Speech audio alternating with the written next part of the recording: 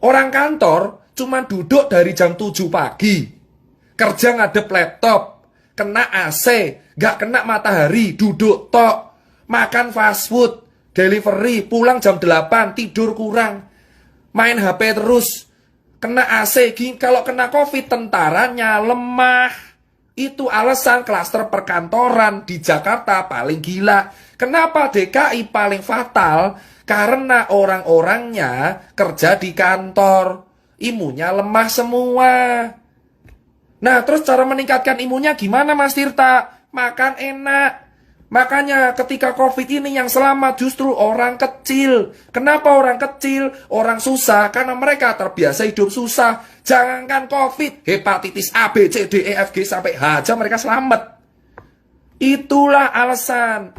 Emang orang kecil itu ketinggalan di duniawi, tapi soal COVID mereka selamat pertama kali.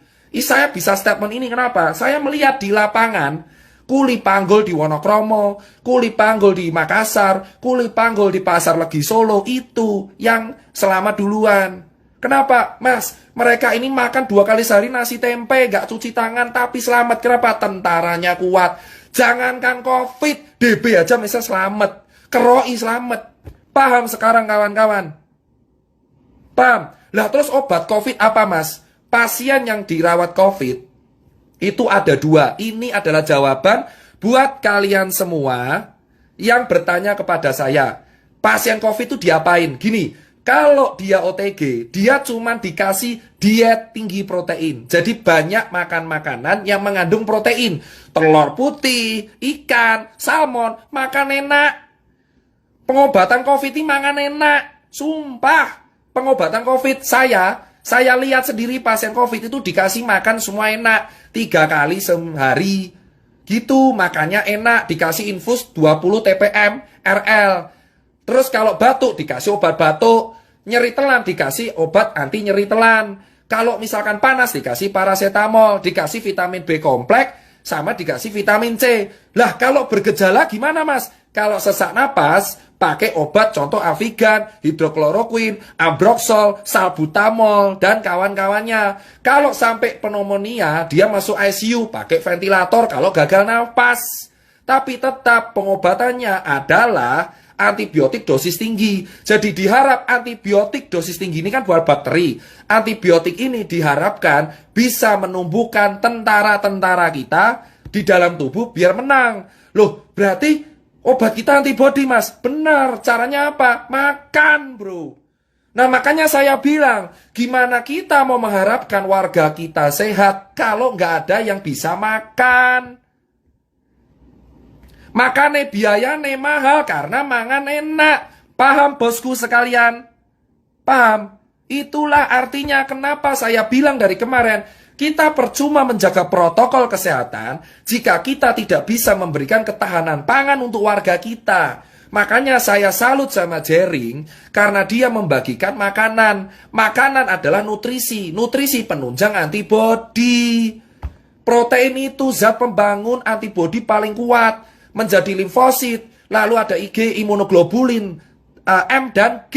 Itulah pelawan-pelawan COVID di dalam tubuh. Gimana orang mau sehat kalau nggak bisa makan? Kalau kita cuma pakai masker, tapi kita nggak makan, sama aja tetap sakit. Dasarnya udah salah. Itulah yang saya bilang, 3M memang harus dilakukan. Tapi menjamin warga kita bisa makan itu juga penting. Maka saya bilang, selama warga kita nggak bisa makan, COVID tetap akan ada karena giliran. Yang selama duluan rakyat kecil. Jika kalian, rakyat kecil dari dulu ditindas, di COVID kalian berjaya. Saya jamin orang kecil, orang yang biasa ditindas, itu adalah orang yang paling berjaya di COVID. Karena mereka nggak akan pernah ngerasain COVID ini.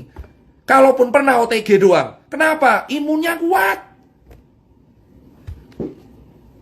Itu pertama. Terus soal vaksin gimana Mas Tirta? Gini, tadi udah jelas ya. Berarti benar, COVID memang self-limiting disease. Asal imunnya kuat. Kalau imun nggak kuat, pakai obat. Loh Mas Tirta, soal vaksin gimana? Oke, kita udah tahu. Tentara. Nah, akhirnya WHO pakai cara instan. Ya disebut vaksin. Vaksin ini adalah virus dilemahkan. Jadi tentara kita diadaptasikan karena kita tahu warga kita rata-rata hidupnya adalah di kantor. Nah, virus ini digebuki dulu di luar. Asuwe jancuk. Nah, virus ini digebuki di luar. Virus COVID ini digebuki di luar. Cok asu, cok. Lemah dia. Udah lemah dimasukin ke tubuh. Dikeroyok karo antibodinya. Ini virus nih, vaksin itu gini. Ini vaksin, ini virus COVID. Diculik, gebuki saya asuwe. Nah, virus COVID ini sebabak belur dimasukkan ke tubuh.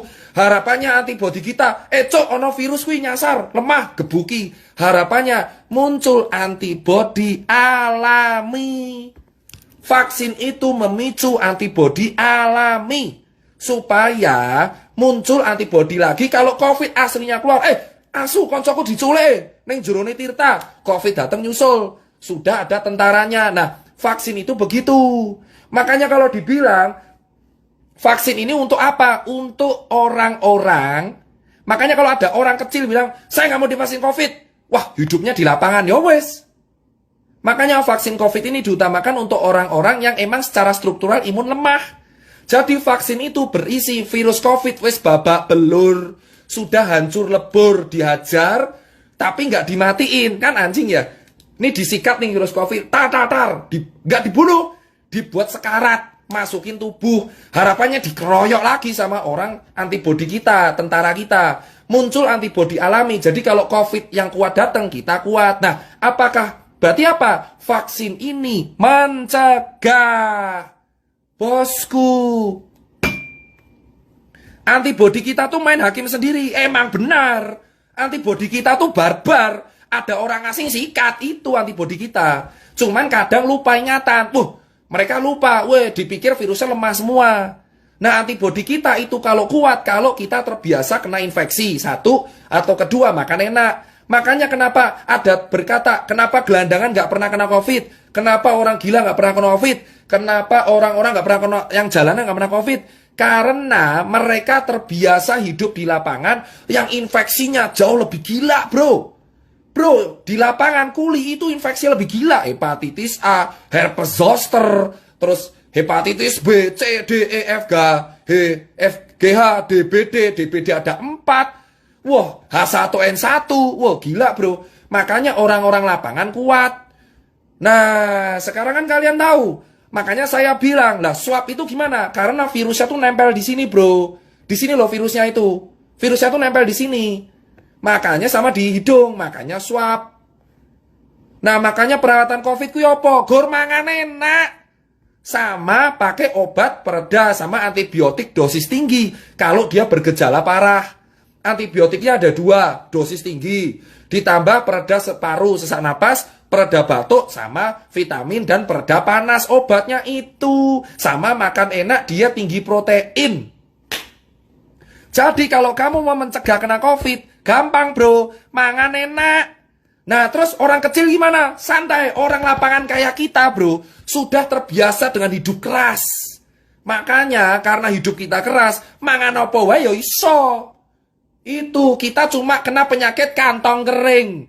Penyakit yang berbahaya buat orang kecil adalah kantong kering. Paham bro? Vaksin itu adalah virus babak belur dimasukin ke tubuh. Kalaupun semua orang nggak mau make, saya sarankan vaksin kasih orang kantor yang imunnya lemah-lemah. Makanya klaster kantor paling utama. Kenapa? Urepe gor lungguh, main laptop. Kena bro. Bedain sama orang lapangan. Makanya COVID ini adalah bukti. Kita harus bersyukur kalau kita hidup keras. Paham bu?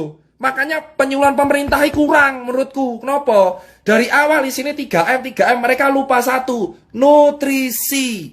Nutrisi itu penunjang antibodi. Cuma pakai masker buat apa kalau nggak bisa makan? Kalau warganya nggak makan, kelaparan, yang ada sakit, malah tipes bro. COVID lolos, mah tipes, mah mati. Kita itu kena penyakit kantong kering malahan kalau kita nggak makan. Paham bos? Itu alasan COVID, makanya itu pertama. Makanya kalau ada media bilang obat COVID ditemukan, kayak ngaton, renek bro obat COVID. Jika ada media yang mengatakan obat COVID ditemukan, obat COVID itu apa? Obat COVID itu antibodimu dewe. Makanya kalau antibodimu harus stabil, berpikir positif. Lah terus Mas Tirta paranoid. Makanya saya kecewa dengan media paranoid. Karena media paranoid itu akan meningkatkan hormon stres kortisol. Kalau stres, imunnya ikut stres, tentaranya stres. Paham? Jadi kalau misal kita stres nih, paranoid, ketakutan, ini di dalam tentaranya juga ketakutan. Tentara juga punya, di dalam kita tuh tentara juga ngikutin mood kita. Jadi kalau kita ketakutan, tentara kita juga ketakutan. Yang ada malah tambah sakit. Makanya saya bilang, narasi ketakutan itu harus diganti. Jangan kasih foto kuburan, tugu peti mati. Saya paling nggak setuju adalah tugu peti mati di Jakarta. Kayak ngopo. Karena semakin orang ditakuti, semakin dia paranoid, semakin imunnya lemah. Orang harus happy, bro. Paham, bro? Nah, itu yang saya bilang. Makanya kalau kita bilang, Jerik itu kenapa saya salut, dia bagi pangan.